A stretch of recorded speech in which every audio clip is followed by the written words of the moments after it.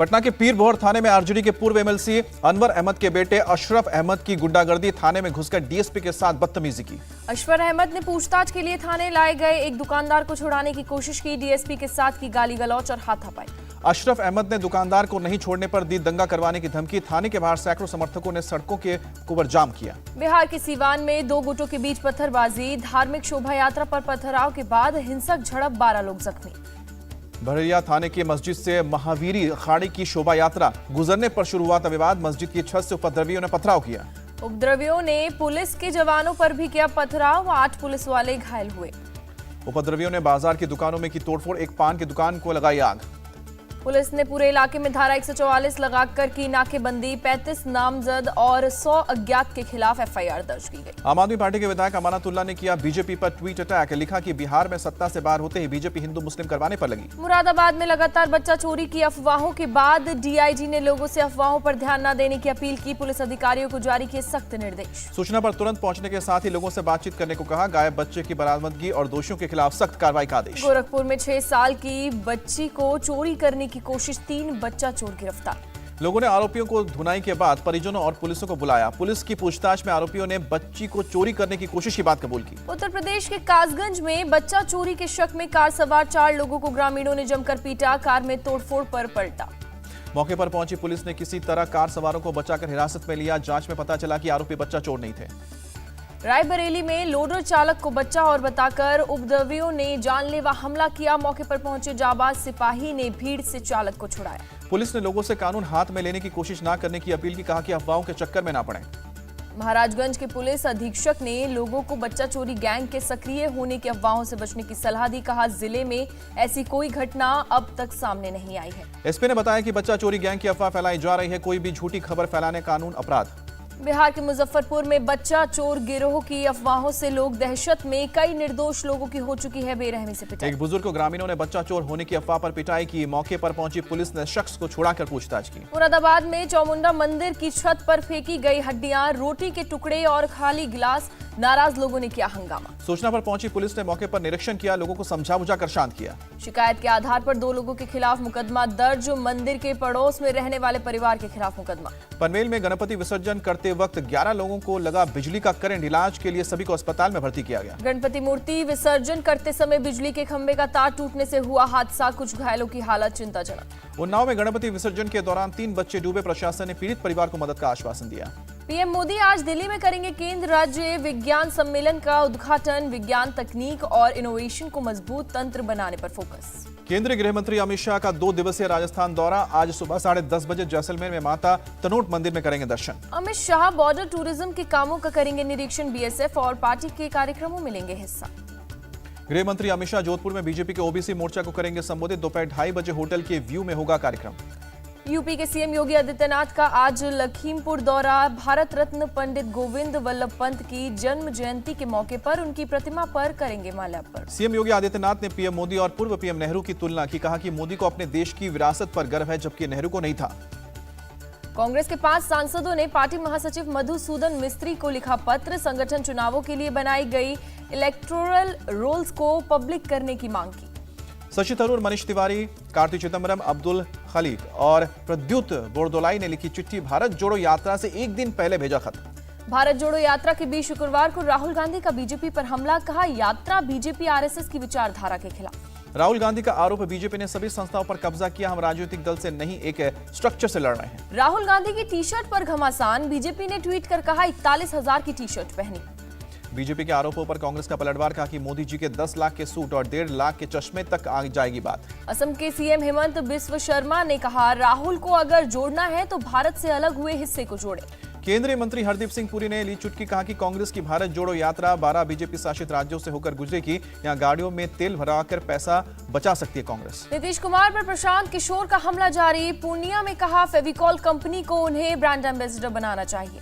प्रशांत किशोर ने नीतीश कुमार पर निशाना साधते हुए कहा कि किसी की भी सरकार हो, कुर्सी से चिपके रहते हैं। विपक्ष के मिशन 2024 पर सुशील मोदी का तंज। कहा, सब मिल भी गए तो पीएम का मुकाबला नहीं कर सकेंगे। बीजेपी ने जारी की राज्य प्रभारियों की लिस्ट। संबित पात्रा को नॉर्थ ईस्ट, बिप्लब देव को हरियाणा और मुरलीधर राव को एमपी की कमान। रायपुर में बीजेपी अध्यक्ष जेपी नड्डा का रोड शो। कहा, राजनीति में आने का मतलब कुर्सी पर बैठना नहीं। छत्तीसगढ़ के सीएम भूपेश बघेल का जेपी नड्डा पर पलटवार, कहा कि उन्होंने महंगाई बेरोजगारी पर कुछ नहीं बोला। सीएम हेमंत बिस्व शर्मा ने निशाने पर केसीआर, कहा वो बीजेपी की बात मुक्त की बात करते हैं, हम राजनीति से परिवारवाद खत्म करने की। केसीआर को गलत शब्द कहने पर हैदराबाद में हेमंत बिस्व शर्मा की सभा में हंगामा, टीआरएस नेता नंदकिशोर ने मंच पर चढ़कर माइक छीने। टीआरएस नेता नंदकिशोर के खिलाफ पुलिस में शिकायत दर्ज, सीएम हेमंत ने से बदसलूकी करने का लगा आरोप। बीजेपी के भ्रष्टाचार के खिलाफ अभियान पर एसपी चीफ अखिलेश यादव का तंज, बीजेपी के पास सरकारों को गिराने बनाने का पैसा कहां से आएगा। 24 सितंबर को हिमाचल के मंडी जाएंगे पीएम मोदी, रैली को करेंगे संबोधित, कई कार्यक्रमों में लेंगे हिस्सा। हरियाणा के न्यू में खनन माफिया की गुंडागर्दी, अवैध खनन रोकने गई पुलिस टीम पर हमला, पथराव में पुलिस का एक जवान घायल। गोवा में कर्लीज क्लब पर चल रहे बुलडोजर पर सुप्रीम कोर्ट का स्टे, 16 सितंबर को होगी सुनवाई। इसी क्लब में हुई थी सोनाली फोगाट की मौत। सोनाली फोगाट केस में एसपी शोभित सक्सेना का बयान है, सुनिश्चित करेंगे कि जांच में कुछ भी न छूटे। गोवा में ड्रग्स के खिलाफ जीरो टॉलरेंस नीति, ड्रग्स सप्लाई करने और लेने वालों पर होगी सख्त कार्रवाई। मंगलकोट विस्फोट केस में बरी हुए टीएमसी नेता अनुव्रत मंडल, 12 अन्य भी सबूतों के अभाव में छूटे। बरी होने के बाद बोले अनुव्रत मंडल, सत्य की जीत हुई, केस को बताया झूठा। सुप्रीम कोर्ट का अनुपुर शर्मा की गिरफ्तारी का निर्देश देने से इनकार, खारिज की याचिका। एनएससी फोन टैपिंग मामले में ईडी दाखिल की चार्जशीट, रवि नारायण नायक का हिरासत में भेजे गए। लखनऊ के होटल लोवाना स्वीट्स के बार लाइसेंस की होगी जांच, आबकारी मंत्री ने आदेश दिया। याकूब मेमन की कब्र सजाने के मामले में जांच के आदेश, महाराष्ट्र के सीएम एकनाथ शिंदे बोले, जिसने गलत किया उस पर होगी कार्रवाई। कब्रिस्तान के पूर्व ट्रस्टी का खुलासा, याकूब मेमन की कब्र के लिए अंडरवर्ल्ड से कॉल आया, टाइगर मेमन के नाम पर आया था कॉल। सीएम एकनाथ शिंदे बोले, याकूब मेमन का महिमा मंडन नहीं किया जा सकता, गृह मंत्रालय करेगा उचित कार्रवाई। लद्दाख में गोगरा हॉट स्प्रिंग से 12 सितंबर तक पूरी तरह से हट जाएगी चीनी सेना, सभी स्ट्रक्चर गिराने पर भारत और चीन राजी। वायुसेना चीफ मार्शल वीआर चौधरी ने राफेल में भरी उड़ान, बेटे स्क्वाड्रन लीडर मिहिर के साथ उड़ाया विमान। तकरार के बीच सीएम केजरीवाल की एलजी के साथ बैठक, दिल्ली में फैली गंदगी पर चर्चा हुई। दिल्ली सरकार को सताने लगी प्रदूषण की चिंता, केंद्रीय पर्यावरण मंत्री को लिखा खत, बात करने के लिए मांग समर्थन। CUET UG 2022 का रिजल्ट 15 सितंबर को आएगा, UGC chairman M Jagdish Kumar ने जानकारी दी। हाई स्पीड ट्रेनों के ये बनाएगी प्राइवेट कंपनी, रेलवे ने पहली बार टेंडर जारी किया। कर्ज देने वाले ऐप पर सख्त, वित्त मंत्रालय, निर्मला सीतारमण ने अवैध लोन ऐप्स को लेकर की बैठक। वित्त मंत्री निर्मला सीतारमण ने कहा, विश्व की 5वीं बड़ी अर्थव्यवस्था बनना कोई छोटी कामयाबी नहीं, भारत की जनता को दिया क्रेडिट। डायरेक्ट टैक्स कलेक्शन में 35.4% की बढ़ोतरी, 8 सितंबर तक 6,48,000 करोड़ के खजाने में आए।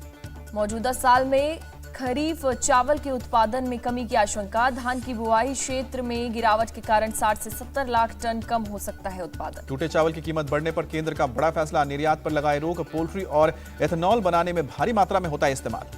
यूक्रेन के ज़पोरिज़िया न्यूक्लियर प्लांट की सुरक्षा से किया गया समझौता, यूएन के न्यूक्लियर वॉचडॉग ग्रुप ने दी जानकारी। इंटरनेशनल एटॉमिक एनर्जी एजेंसी के प्रमुख ने बताया, युद्ध के दौरान हवाई हमलों और शेलिंग से ज़पोरिज़िया न्यूक्लियर प्लांट को खतरा। यूक्रेन को यूरोपियन यूनियन से मिली 5 अरब यूरो की आर्थिक मदद, राष्ट्रपति जेलेंस्की ने वीडियो संदेश में दी जानकारी। किंग चार्ल्स III आज औपचारिक रूप से बनेंगे ब्रिटेन के राजा, सेंट जेम्स पैलेस में एक समारोह के दौरान जाएगी घोषणा। चार्ल्स ने किंग बनने के बाद बदल जाएगा ब्रिटेन का राष्ट्रगान, गॉड सेव द क्वीन की जगह अब गॉड सेव द किंग होगा राष्ट्रगान। किंग चार्ल्स III ने बकिंगम पैलेस के बाहर की लोगों से मुलाकात, मां और महारानी की मौत को बताया जीवन का सबसे दुखद मौका।